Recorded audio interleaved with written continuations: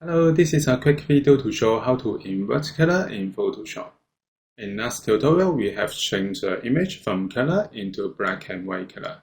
We can see the before and after.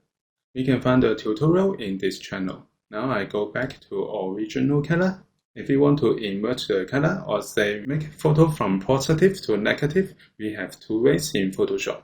The first way, make sure that we select the layer and then go to Image and Adjustment. And then we can find Invert. Or we can use Ctrl I.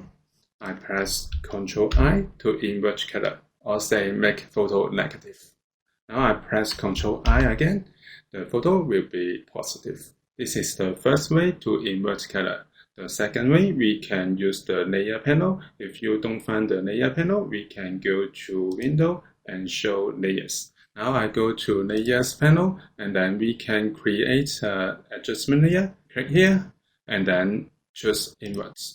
So the image is inverted, or say make it negative, and then we can see the before and after.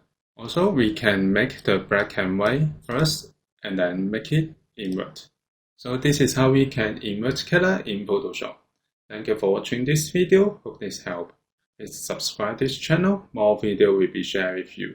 I'm cgian. See you in the next video. Bye bye.